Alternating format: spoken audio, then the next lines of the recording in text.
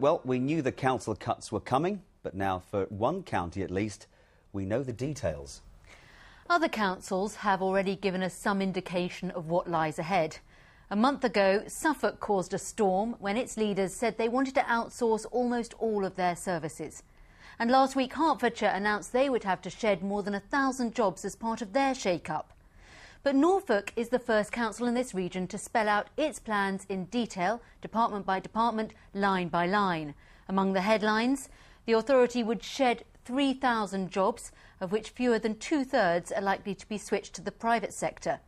It would reduce spending by £155 million over the next 3 years. Children's services alone would be cut by £40 million. For example, the youth service would be axed, leaving just a safety net for the most vulnerable. In a moment, we'll hear from the Deputy Leader of the Council, but first, this report from John Cranston. Young people enjoying a half-term sailing course today at Norfolk's Whittlingham Activity Centre. It's run by the County Council, but youth services used by 20,000 youngsters a year face virtual abolition. The centre itself is a candidate for being hived off to another operator. Services to children in care would alone see a £7 million budget cut over 3 years. This shop steward is a social worker who works with the fostering service. The County Council have tried for a number of years to get down and to reduce the number of looked after children, and yet still our budget's coming overspent. And we seriously worry with these massive cuts how our young people's needs are going to be met. This actually looks like a straightforward accountant's exercise. It's hacking away at existing services. There is no creativity about how we're going to reshape the County Council to offer effective services at a time of severe financial constraint. The reality of last week's spending review is that every council must cut its budget by 25%. Norfolk wants to restructure the way it operates completely, cutting back-office costs and outsourcing some services. Libraries and museums would shed jobs and reduce opening hours. Day centres for the elderly would lose funding, and there would be cuts in subsidies for rural bus services and park and rides. It's going to be really tough, and it's worse for the poorer in society, the less well off. If the cuts are too deep, they will have, the wrong impact on society. I think if enough people actually show that they might care, there might be a change, but everyone always just seems resigned to the fact that it's happening. Listeners to BBC Radio Norfolk aren't impressed either.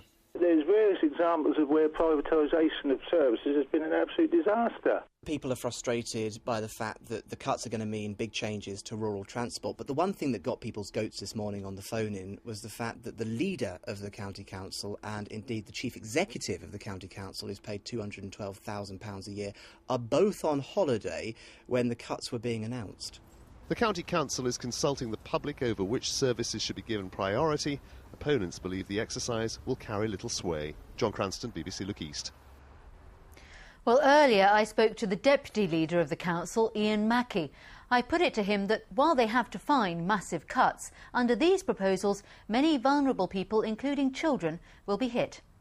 I think you're absolutely right. There are some real eyebrow raisers in there in terms of what the proposals actually contain. However, given the percentage of our departmental spend, 85% goes to adult social services, children's services and the environment. So it is quite expected, in fact, that you would actually see some of these things within there.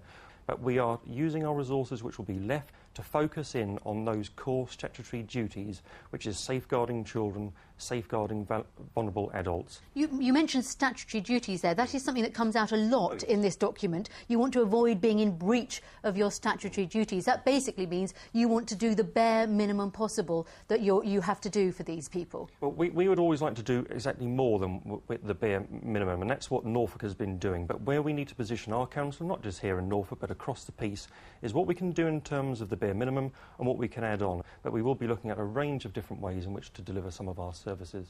The Chancellor said that those with the broadest shoulders will bear the biggest burden. In this list of cuts, it does not look like that. It does look like the most vulnerable and the poorest in our society are the ones that are going to get hit. That's very much understood by the Council, but in there, amongst all those high-hitting numbers, there are many other areas which are discretionary. We've got things such as Park and Ride, things as grants to the Theatre Royal, many of the things which we have done and enjoyed doing, but they also are going to be looked at. So Given, as I said earlier, the level of percentage at which our core services are focused on the more vulnerable, everything we do as a council will have an impact on somebody within the county, whether they've got broad shoulders or they're at the more vulnerable end of society. As Deputy Leader, is it painful for you to do this, or do you actually think this is the right way for local government to go? For a small margin, there is an element where we want to get the private sector more involved. We want to come up with innovative solutions. However, nobody, especially not me as a Norfolk boy born and bred, wants to reduce the services we provide local residents. But we are leading the council through these difficult changes in order to provide a safety net for the most vulnerable in Norfolk. Mr Mackey, thank you very much. Thank you. Let's talk now to our political correspondent, Andrew Sinclair. Andrew, how significant is today's news from Norfolk? It's very significant. Every council in our region has to cut its budget by about 25%. Norfolk is the first authority to come out with detailed proposals, and if Norfolk is thinking this radically, you can be sure that just about every other authority is thinking along similar lines. There's another very interesting thing about all this. Up until now, we've expected our local councils to provide a rich variety of services for us. Those days are now coming to an end. The councils will still stick to their statutory obligations. They'll make sure that the roads are repaired, that waste is disposed of, and that vulnerable adults and children are looked after. But everything else will now have a big question mark over it. And with less money around, there's going to be some tough decisions. Do you fund school crossing patrols or local arts organisations? Do you keep countryside footpaths clear or provide bus passes for 16-year-olds? There's just not going to be the money to fund everything. So who will take over these services that the council decides to pull out of? Well, the hope is that it'll be the big society, voluntary groups, charities, volunteers.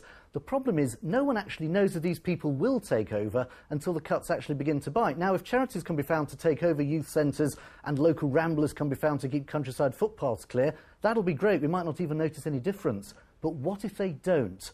No one can answer that question for me at the moment. Andrew, thank you very much. And if you've got a story about how council cuts will affect you, for good or for bad, you can give us a ring or send an email. The details are on the screen now.